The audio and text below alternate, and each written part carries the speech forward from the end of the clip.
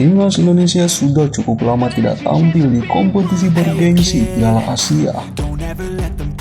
Pada tahun 2007, Indonesia menjadi satu dari 4 tuan rumah Piala Asia.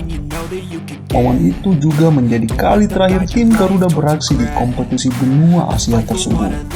Saat ini, diketahui Timnas Indonesia lolos ke putaran final Piala Asia 2023 sebagai runner-up Grup A.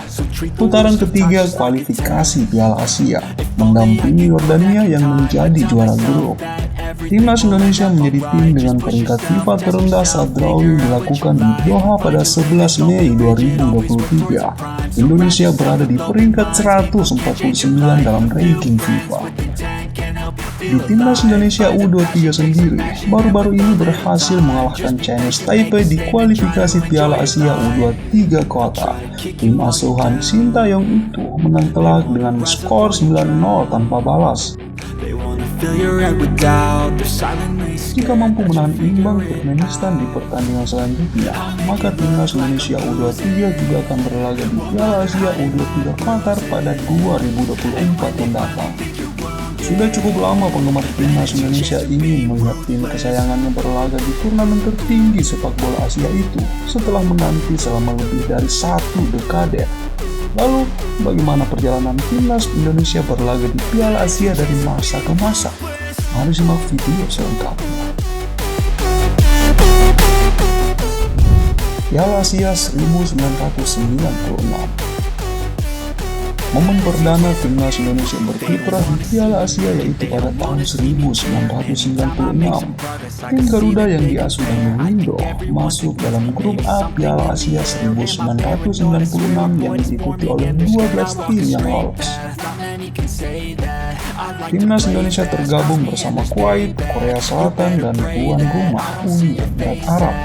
Skuad Garuda diisi oleh pemain-pemain yang cukup menjanjikan saat itu. Sayangnya, Indonesia gagal mengamankan kemenangan dalam pertandingan melawan Kuwait. Meski sempat unggul 2-0 lewat gol Ron Wabia pada menit ke-40, Kuwait justru mampu bangkit di babak kedua dan mencetak 2 gol penyeimbang. Poin yang diraih dalam laga kontra Kuwait itu menjadi satu-satunya poin tim Garuda di Piala Asia 1996. Timnas Indonesia kemudian kalah 2-4 dari Korea Selatan dan 0-2 dari Uni Emirat Arab dalam 2 laga selanjutnya, sehingga tersingkir sebagai juru kunci grup A.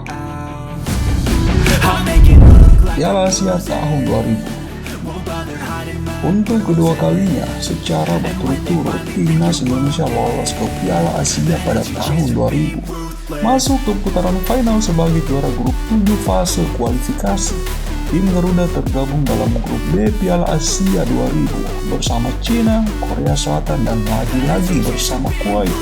Jika dalam Piala Asia 1996, Timnas Indonesia bermain imbang 2-2 dengan Kuwait. Pada edisi 2000 ini, kedua tim kembali bermain imbang tapi tanpa gol.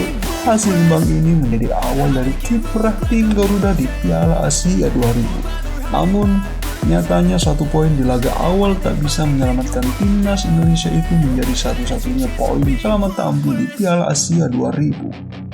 Asal diketahui, hal yang paling menyakitkan bagi tim Garuda di edisi kali ini adalah tak ada satu pun gol tercipta untuk Merah Putih. Timnas Indonesia kalah 0-4 saat menghadapi Cina di pertandingan kedua dan kalah 0-3 saat bertemu Korea Selatan.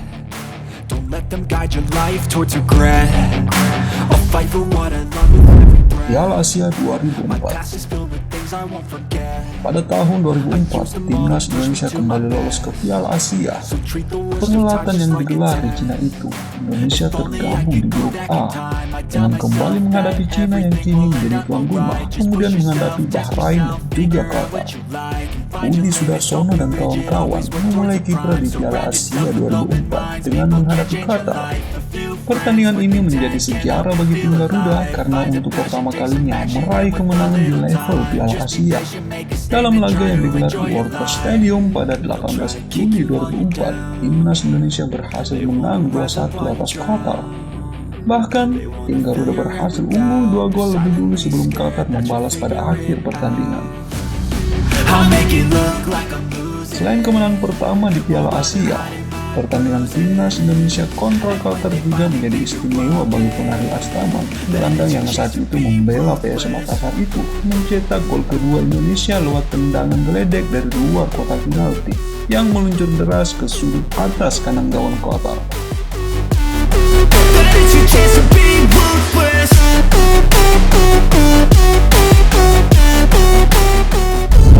Piala Asia 2007, Indonesia ditunjuk menjadi tuan rumah Piala Asia 2007 bersama Malaysia, Thailand, dan Vietnam. Hal itu tentunya menjadi peluang bagi tim Garuda untuk kembali berlaga di Piala Asia 2007. Ini menjadi pertama dan satu-satunya edisi di mana Piala Asia digelar di lebih dari satu negara penyelenggara. Indonesia menjalani penyelenggara Piala Asia 2007 ini dengan penuh semangat mengusung tagline "Ini kandang kita". Timnas Indonesia diharap bisa berbicara banyak saat tampil di depan puluhan ribu pasang mata di Stadion Utama Gelora Bung Karno, Senayan, Jakarta. Timnas Indonesia berhasil mengawali kiprahnya di Piala Asia 2007 dengan kemenangan. Bermain di depan 60.000 pasang mata pada laga pertama, Timnas Indonesia menang 2-1 atas Bahrain dalam laga pertama berkat gol Budi Sudarsono dan Bambang Pamungkas. Kemenangan tersebut membuat penggemar Timnas Indonesia begitu bersemangat untuk memberikan dukungan yang lebih besar dalam dua laga tersisa di grup D. Dalam dua laga berikutnya di Stadion Utama Gelora Bung Karno dipadati 88.000 penonton. Sayangnya, Timnas Indonesia justru kalah 1-2 dari Arab Saudi dan 0-1 dari Korea Selatan dan gagal melangkah lebih jauh di Piala Asia 2007 yang pada akhirnya menjadi edisi terakhir tim Garuda di kompetisi tersebut.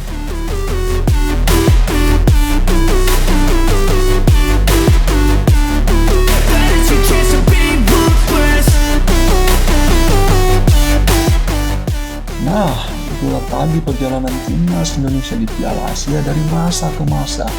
Bagaimana pendapat kawan-kawan dengan Timnas Indonesia saat ini? Tulis jawabannya di kolom komentar.